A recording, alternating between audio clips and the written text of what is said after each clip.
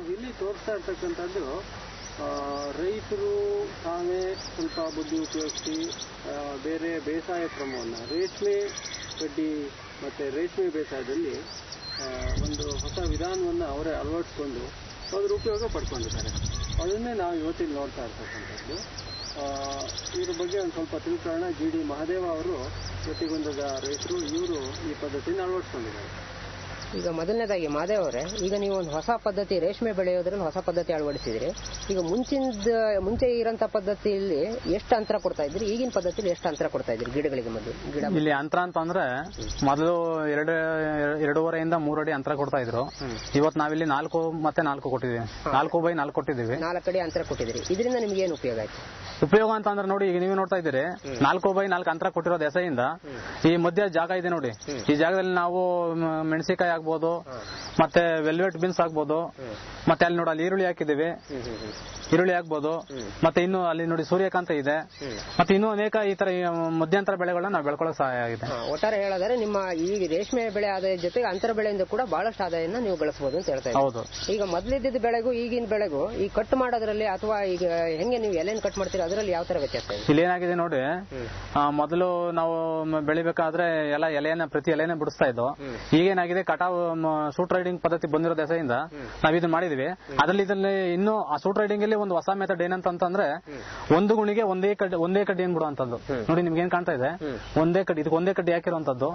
ಒಂದೇ ಕಡ್ಡಿ ಹಾಕಿ ಅದನ್ನ 3.5 4 ಕಡ್ಡಿ ಕಟ್ ಮಾಡಿ ಮತ್ತೆ ಅಲ್ಲೇ ಕಟಾವ್ ಮಾಡ್ತಾ ಇರೋಂಥದ್ದು. ಅದರಿಂದ ರೆಂಬೆಗಳ ಸಂಖ್ಯೆ ಏನಾಗುತ್ತೆ? ಈ ರೆಂಬೆಗಳ ಸಂಖ್ಯೆ ದ್ವಿಗುಣ ಆಯ್ತಾ ಇರ್ತದೆ. ಜೊತೆಗೆ ಇಲ್ಲಿ ಸಸ್ಯಕ್ಕೆ ಎಷ್ಟು ಬಿಸಿಲು ಬೇಕೋ, ಅಂತರ ಜಾಸ್ತಿ ಇರೋ ದೆಸೆಯಿಂದ ಎಲೆಗಳಿಗೆ ಎಷ್ಟು ಬಿಸಿಲು ಬೇಕೋ ಅಷ್ಟು ಬಿಸಿಲು ಬೀಳ್ತಾ ಇರ್ತದೆ. ಒಟ್ಟಾರೆ ಹೇಳೋದಾದ್ರೆ ನೀವು ಕೂಲಿ ಆಳುಗಳ ಸಂಖ್ಯೆಯನ್ನು ಕೂಡ ಕಡಿಮೆ ಮಾಡ್ಕೋಬಹುದು. ಖಂಡಿತ ಮಾಡಬಹುದು. ಹೇಳಿದ್ರೆ ನೀವು ಈ ಎಲೆನ ಮುಂಚಿನ ಪದ್ಧತಿಯಲ್ಲಿ ನೀವು ಎಲೆನ ಪ್ರತಿ ಎಲೆನೂ ನೀವು ಕೀಳ್ತಾ ಇದ್ರಿ, ಆದ್ರೆ ಈ ಇದರಲ್ಲಿ ಪದ್ಧತಿಯಲ್ಲಿ ನೀವು ರೆಂಬೆ ಸಮೇತ ಕೀಳ್ತಾ ಇದ್ರಿ. ಕೂಲಿ ಆಳುಗಳ ಸಂಖ್ಯೆನ ಇದರಿಂದ ಕಡಿಮೆ ಮಾಡ್ಕೊಂಡು. ಖಂಡಿತ. ಆಯ್ತು. ಇದಷ್ಟಾದ್ರೆ ನೆಕ್ಸ್ಟ್ ಮೊಟ್ಟೆಗಳನ್ನ ಇದು ಮಾಡೋದ್ರಲ್ಲಿ ರೇಷ್ಮೆ ಮೊಟ್ಟೆಗಳನ್ನ ನೀವು ಏನಾಗುತ್ತೆ ಅದನ್ನ ಸ್ವಲ್ಪ ತಿಳಿಸಿ ಹೇಳಿ. ಎಲೆಗಳ ಕ್ವಾಲಿಟಿ, ಗುಣಮಟ್ಟ ಅಂತಂದ್ರೆ ಈಗ ನೋಡಿ ಸರ್, ಇಲ್ಲಿ ಯಾವುದೇ ಬೆಳೆಗಾಗ್ಲಿ ಸೂರ್ಯನ ಬೆಳಕು ಅತ್ಯವಶ್ಯಕ. ಸೂರ್ಯನ ಬೆಳಕನ್ನ ನಾವು ಯಾವುದೇ ಬೆಳೆ ಮೇಲೆ ಜಾಸ್ತಿ ಬೀಳುವ ತರ ನಾವು ಅದನ್ನ ಅಳವಡಿಸ್ತು ಅಂತಂದ್ರೆ ತಂತಾನೆ ಗುಣಮಟ್ಟ ಜಾಸ್ತಿ ಆಯ್ತದೆ. ನೀವೀಗ ಎಲೆನ ಬೇಕಾದ್ರೆ ಮುಟ್ ನೋಡ್ಬೋದು. ಮುಟ್ ನೋಡಿದ್ರೆ ಏನಾಯ್ತದೆ ಅಂತಂದ್ರೆ, ನಾವು ಸೂರ್ಯನ ಬೆಳಕಲ್ಲಿ ಬೆಳಕಿರದಿರೋಂತ ಎಲೆನ ಮುಟ್ ನೋಡಿದಾಗ ಒಂಥರ ಏನೋ ಈ ತೆಳುವಾಗಿರ್ತದೆ. ಈಗ ಅದೆಷ್ಟು ಮಂದಾಗಿದೆ ಅಂತಂದ್ರೆ ಬಣ್ಣ ಕೂಡ ಹಸಿರಾಗಿರುತ್ತೆ. ಖಂಡಿತ ಬಣ್ಣ ಹೆಸರಾಗಿದೆ. ಮತ್ತೆ ಸೊಪ್ಪಿನ ಗುಣಧರ್ಮ ಚೆನ್ನಾಗಿದೆ. ಗುಣಧರ್ಮ ಚೆನ್ನಾಗಿರೋ ದೆಸೆಯಿಂದ ಅಲ್ಲಿ ತಂತಾನೆ ಉಳುವಿನ ಒಂದು ಮಟ್ಟ ಮತ್ತೆ ಗುಣಮಟ್ಟ ಚೆನ್ನಾಗಿ ಬರುತ್ತೆ. ಆಮೇಲೆ ಮಟ್ಟ ಏನಾದ್ರೂ ಸ್ವಲ್ಪ ಜಾಸ್ತಿ ಆಗುತ್ತಾ ಇದರಿಂದ, ಇಂತ ಎಲೆಗಳನ್ನ ಹಾಕೋದ್ರಿಂದ? ಗೂಡಿನ ಮಟ್ಟ ಅಂತಂದ್ರೆ ನೋಡಿ, ಮೊನ್ನೆ ಒಂದ್ 2 ತಿಂಗಳು ಗುಣಮಟ್ಟ ಚೆನ್ನಾಗಿದೆ. ಯಾಕೆಂತಂದ್ರೆ ಮೊನ್ನೆ 2 ತಿಂಗಳ ನಾನು ರೇಷ್ಮೆ ಬೆಳೆ ಮಾಡಿದೆ.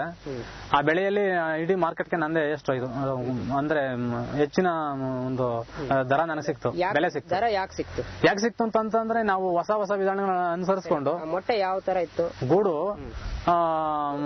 ಬಹಳ ಸತ್ವಯುತವಾಗಿತ್ತು. ಮತ್ತೆ ಅದರಲ್ಲಿ ನಾವೇನ್ ಹೇಳ್ತೀವಿ, ಬಣ್ಣದಲ್ಲಿ ಏನಾದ್ರೂ ವ್ಯತ್ಯಾಸ ಇತ್ತಾ? ಬಣ್ಣ ಇಲ್ಲ ಬಿಡಿ, ಬಣ್ಣಕ್ಕೂ ಮತ್ತೆ ಈ ತರ ಮೆಥಡ್ ಒಂದು ಸಂಬಂಧ ಇಲ್ಲ. ಯಾಕೆಂತಂದ್ರೆ ಬಣ್ಣ ಅದು ಚಂದ್ರಿಕೆ ಮೇಲೆ ಆಗುವಂತಹದ್ದು. ಯಾಕೆಂತಂದ್ರೆ ಚಂದ್ರಿಕೆ ನಿರ್ವಹಣೆ ಯಾವ ತರ ಇರ್ತದೆ ಅದ್ರ ಮೇಲೆ ಅವಲಂಬಿಸ್ತದೆ ಬಣ್ಣದ ಒಂದಿದು. ಶೈನಿಂಗ್, ತೂಕ ಜಾಸ್ತಿ ಆಗುತ್ತೆ. ಖಂಡಿತ ತೂಕ ಜಾಸ್ತಿ ಆಗ್ತದೆ. ಯಾಕೆಂತಂದ್ರೆ ಗೂಡಿನ ತೂಕ ಜಾಸ್ತಿ ಆಗ್ತದೆ. ಯಾಕೆಂತಂದ್ರೆ ಆ ಗೂಡಿನ ನೂಲಿನ ಒಂದು ಉದ್ದ ಇರುತ್ತೆ ನೋಡಿ, ಅದು ಆಟೋಮೆಟಿಕ್ ಆಗಿ ಅಂದ್ರೆ ಜಾಸ್ತಿ ಆಗಿರ್ತದೆ. ಇಲ್ಲಿ ಉದ್ದ ಯಾವ ಜಾಸ್ತಿ ಆಯ್ತು, ಗೂಡಿನ ತೂಕ ಜಾಸ್ತಿ ಆಯ್ತದೆ. ಶೈನಿಂಗ್ ಕೂಡ ಬಹುಶಃ ಜಾಸ್ತಿ ಆಗಿರುತ್ತೆ. ಹೊಳಪು ಅಂತ ಏನ್ ಹೇಳ್ತೀವಿ, ಅದೇ ಹೊಳಪಿದೆ. ಆದ್ರೆ ಹೊಳಪು ನಿಖರವಾಗಿ ಅದು ಹೊಳಪು ಬರೋದು ಅಂತಂದ್ರೆ ಚಂದ್ರಿಕೆ ಮೇಲೆ.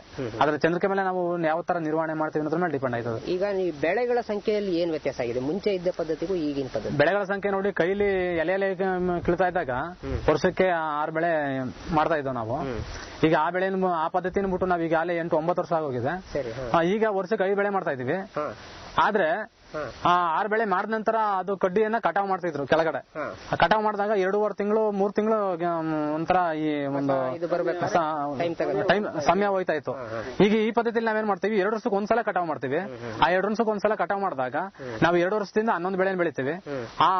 ಆ ಪದ್ಧತಿಯಲ್ಲಿ 2 ವರ್ಷದಲ್ಲಿ 12 ಬೆಳೆನ ಬೆಳಿತಾರೆ. ಅಂದ್ರೆ ಇದರಲ್ಲಿ ಬರೀ 11 ಬೆಳೆ 2 ವರ್ಷದಲ್ಲಿ ಒಂದು ಬೆಳೆ ಕಮ್ಮಿ ಆಗುತ್ತೆ ಅನ್ನೋ ಒಂದು ಬೆಳೆ ಕಮ್ಮಿ ಆಗುತ್ತೆ. ಅಂದ್ರೆ ಕೈಲಿ ಬಿಡಿಸುವಂತ ಪದ್ಧತಿಗಿಂತ ಇದರಲ್ಲಿ ಒಂದು ಬೆಳೆ ಕಮ್ಮಿ ಆಯ್ತದೆ. ಆ ಒಂದು ಬೆಳೆ ಕಮ್ಮಿ ಆದ್ರೂ ನಮ್ಗೆ ಹಣದಾಗಲಿ ಮತ್ತೆ ಗೂಡಿನ ಒಂದು ಇಳುವರಿ ಆಗಲಿ ನಮ್ಗೆ ಇಲ್ಲಿ ಬಂದ್ಬಿಟ್ಟಿರ್ತದೆ. ಹೆಂಗೆ ಅಂತಂದ್ರೆ ನಾವು ಕೈಲಿ ಬಿಡಿಸೋ ಪದ್ಧತಿಯಲ್ಲಿ ಈಗ ಇವತ್ತಿನ ಇದರಲ್ಲಿ 100 ಮಟ್ಟಿಗೆ ಒಂದು 65ರಿಂದ 70 ಕೆಜಿ ಬರೋಷ್ಟು ಇದು ಒಂದು ಅದೊಂದು ಮ್ಯಾಕ್ಸಿಮಮ್ ಇದು. ಈ ರಂಬೆ ಪದ್ಧತಿಯಲ್ಲಿ ನಾವೀಗಾಗಲೇ ಸರಾಸರಿ 75 ಕೆಜಿ ಬೆಳೀತಾ ಇದೀವಿ. ಕೆಲವು ಸಲ 80ಕ್ಕೂ ನಾವು ಬೆಳೀತಾ ಇದೀವಿ. ಅದು ಬರೀ ಮೊಟ್ಟೆಯಿಂದ, ಚಾಕಿ ತಂದಲ್ಲ. ಚಾಕಿ ತಂದು ಇಳುವರಿಯನ್ನ ಪಡಿಬಹುದು, ಆದ್ರೆ ಮೊಟ್ಟೆ ನಾವೇನೆ ಚಾಕಿ ಮಾಡ್ಕೊಂಡು ನಾವು ಈ ಮಿಶ್ರ ಬೆಳೆ ಅಂತ ಹೇಳಿದ್ರಲ್ಲ, ಹೇಳಿ ಇದನ್ನ ಒಂದು ವರ್ಷದಲ್ಲಿ ಎಷ್ಟು ತಿಂಗಳ ಕಾಲ ಈ ಮಿಶ್ರ ಬೆಳೆಗಳನ್ನ ನೀವು ಬೆಳ್ಕೋಬಹುದು? ನೋಡಿ, ಇಲ್ಲಿ ನಮ್ಗೆ ಇದು ಒಂದು ಬಹಳ ಪ್ರಶ್ನೆ, ಮುಖ್ಯವಾದ ಪ್ರಶ್ನೆ. ಯಾಕೆಂತಂದ್ರೆ ಮಿಶ್ರ ಬೆಳೆ ಬೆಳಿಬೇಕಾದ್ರೆ ಇದಕ್ಕೂ ಆ ಬೆಳೆಗೂ ಸೂರ್ಯನ ಬೆಳಕು ಅವಶ್ಯಕ. ಇದು ರೇಷ್ಮೆ ಒಳಗಡೆ ಬೆಳೆಕಾಗಲ್ಲ ಅಂತ ಇಲ್ಲಿ ನಮ್ಮ ಮನೆಯಲ್ಲೂ ವಾದ. ಹಂಗಾಗಿ ನಾವು ಆ ವಾದದ ನಡುವೆನೂ ನಾವ್ ಇದನ್ನ ಮಾಡಿ ತೋರಿಸಿದೀವಿ. ಜೊತೆಗೆ ಇಲ್ಲಿ ಇನ್ನೊಂದು ಹೇಳ್ಬೇಕು ನಿಮ್ಗೆ ಅಂತಂದ್ರೆ, ಈ ಜಾಗದಲ್ಲಿ ಬಾಳೆ ಗಿಡ ಇತ್ತು. ಬಾಳೆ ಗಿಡವನ್ನ ನೋಡಿ, ಈಗ ನಿಮ್ಗೂ ಕಾಣ್ತಾ, ಈಗ ಅಲ್ಲಿ ನಿಮ್ಗೆ ಕಾಣ್ತಾ ಇದೆ ಬಾಳೆ ಗಿಡ. ಇನ್ನೂ ಒಂದು 25-30 ಬಾಳೆ ಗಿಡ ಇದೆ. ಆ ಬಾಳೆ ಗಿಡದ ಮಧ್ಯೆನೆ ರೇಷ್ಮೆಯನ್ನು ಹಾಕಿ ಬೆಳೆಸಿರುವಂತದ್ದು.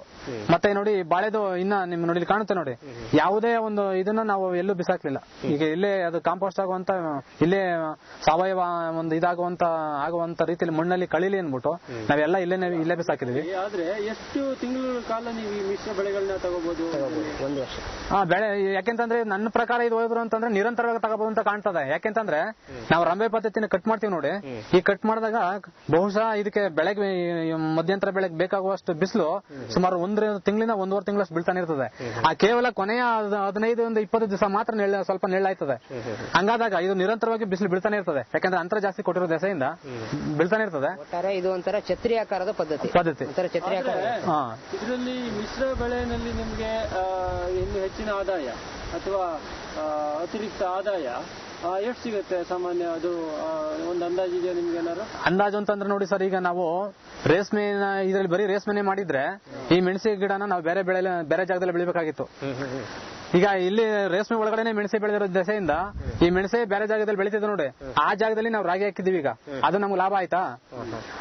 ಅಲ್ಲಿ ರಾಗಿ ಲಾಭ, ಇಲ್ಲಿ ಮೆಣಸಿನಕಾಯಿ ಬಂದಷ್ಟು ಬಳಿ ನಮ್ಮ ಮನೆಗೆ ಬೇಕಾಗುವಷ್ಟು ಮೆಣಸಿನಕಾಯಿ ಬೆಳ್ಕೋತೀವಿ. ಈಗಾಗಲೇ ಒಂದು 2ರಿಂದ 3 ಕೆಜಿ ಹಣ್ಣು ನಾವು ಬಿಡಿಸ್ಬಿಟ್ಟಿದೀವಿ. ಈಗಾಗಲೇ ಬೆಳ್ಕೋತೀವಿ. ಹಂಗಾಗಿ ಅಲ್ಲೂ ಒಂದ್ ಕಡೆ ಲಾಭ, ಇಲ್ಲೂ ಒಂದ್ ಕಡೆ ಲಾಭ. ಯಾವ ಬೆಳೆಗಳನ್ನ ಹಾಕ್ಬಹುದು ನಿಮ್ ಪ್ರಕಾರ ಈ ತರ ಪದ್ಧತಿ? ನೋಡಿ ಸರ್, ನನ್ನ ಪ್ರಕಾರ ಮಿಶ್ರ ಬೆಳೆಗಳನ್ನ ಅಂತಂದ್ರೆ ಮೂಲಂಗಿ ಹಾಕ್ಬೋದು ಸರ್. ಇಲ್ಲಿ ಬಹಳ ಚೆನ್ನಾಗಿ ಆಗುವಂತದ್ದು ಅಂದ್ರೆ ಮೂಲಂಗಿ. ಯಾಕೆಂತಂದ್ರೆ ನಾವು ನೋಡಿ ಅಲ್ಲಿ ನಿಮ್ಗೆ ಕಾಣ್ತದೆ ನೋಡಿ, ಅಲ್ಲಿ ಆ ತೋಟದಲ್ಲಿ ಇದಕ್ಕಿಂತ ನೆಳ್ಳು ಜಾಸ್ತಿ. ಅದ್ರೊಳಗಡೆ ಆ ನೆಳ್ಳು ಜಾಸ್ತಿ ಇದ್ರು ಅದ್ರೊಳಗಡೆ ನಾವು ಮೂಲಂಗಿ ಹಾಕಿ ಬೆಳೆದಿದ್ದೇವೆ. ಹಂಗಾದಾಗ ಇಲ್ಲಿ ಮೂಲಂಗಿ ಹಾಕ್ಬೋದು. ನಾವ್ ಯಾಕಿನ್ನು ಇಲ್ಲಿ ಅದನ್ನೆಲ್ಲ ಫುಲ್ ಎಲ್ಲಾನು ಪ್ರಾಕ್ಟಿಕಲ್ ಮಾಡ್ಲಿಲ್ಲ ಅಂತಂದ್ರೆ, ಈಗ ನಾವು ಹೊಸದಾಗಿ ಈಗ ಶುರು ಮಾಡಿರೋ ದೆಸೆಯಿಂದ ಒಂದೊಂದನ್ನು ಮಾಡಿ ನೋಡೋಣ ಅನ್ಬಿಟ್ಟು ಮಾಡ್ತಾ ಇದೀವಿ ಈಗ ನಾವು. ಜೊತೆಗೆ ಇಲ್ಲಿ ಇನ್ನೊಂದು ನನ್ನ ಉದ್ದೇಶ ಏನಿದೆ ಅಂತಂದ್ರೆ, ತೋಟವನ್ನ ಯಾವುದೇ ಕಾರಣಕ್ಕೂ ಉಳುಮೆ ಮಾಡೋದ್ ಬೇಕಾಗಿಲ್ಲ.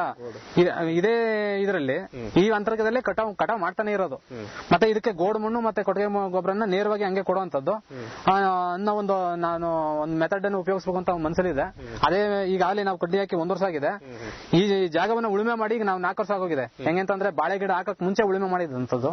ಅಲ್ಲಿಂದ ಇಲ್ಲಿವರೆಗೂ ನಾವು ಇದ್ರೊಳಗೆ ನೇಗ್ಲೇ ಬಿಡ್ಲಿಲ್ಲ. ಸರಿ, ಆಮೇಲೆ ಮತ್ತೊಂದು ಕೇಳೋಣ ಅಂದ್ರೆ, ಆ ಪದ್ಧತಿಗೂ ಈ ಪದ್ಧತಿಗೂ ಮೊಟ್ಟೆಗಳು ಹಣ್ಣಾಗೋದ್ರಲ್ಲಿ ಎಷ್ಟು ದಿನ ತಗೊಳುತ್ತೆ? ಇಲ್ಲ, ಹಣ್ಣಾಗೋದ್ರಲ್ಲಿ ಅಂತಂದ್ರೆ ಎಲೆ ಬಿಡಿಸಾಕೋದ್ರೆ ಸ್ವಲ್ಪ ಬೇಗ ಒಂದಿನ ಮುಂಚಿತವಾಗಿ ಹಣ್ಣಾಯ್ತದೆ. ಈ ರಂಬೆ ಪದ್ಧತಿಯಲ್ಲಿ ಒಂದಿನ ಹಿಂದೆ ಹಣ್ಣಾಯ್ತದೆ. ಕಾರಣ ಏನು ಅಂತಂದ್ರೆ, ಎಲೆ ಪದ್ಧತಿಯಲ್ಲಿ ಹುಳುಗಳು ಹುಳುವಿನ ಪಕ್ಕದಲ್ಲಿ ಹುಳ ಈ ತರ ಅಂದ್ರೆ ಮೈಗೆ ಅಂಟ್ಕೊಂಡಿರ್ತದೆ. ಆಗೇನಾಯ್ತದೆ, ಉಷ್ಣಾಂಶ ತಂತಾನೆ ಕ್ರಿಯೇಟ್ ಆಗಿ ಉಷ್ಣಾಂಶ ಜಾಸ್ತಿ ಆಯ್ತದೆ. ಸೊ ಒಂದಿನ ಬೇಗ ಹಣ್ಣಾಯ್ತದೆ. ಈ ರಂಬೆ ಪದ್ಧತಿಯಲ್ಲಿ ಎಲೆ ದೂರ ಜೊತೆಗೆ ಕಡ್ಡಿ ಮೇಲ್ಗಡೆ ಹುಳ ಇರ್ತದೆ. ಒಂದು ಹುಳಿಗೆ ಸಂಬಂಧನೇ ಇರೋದಿಲ್ಲ, ಇದಿರೋದಿಲ್ಲ. ಹಂಗಾಗಿ ಸ್ವಲ್ಪ ಶೈತ್ಯಾಂಶ ಇದಿರ್ತದೆ. ಹಂಗಾಗಿ ಇದು ಈ ಪದ್ಧತಿಯಲ್ಲಿ ಒಂದಿನ ಹಿಂದೆ ಹಣ್ಣಾಯ್ತದೆ. ಹೌದು, ಧನ್ಯವಾದ. Thank you.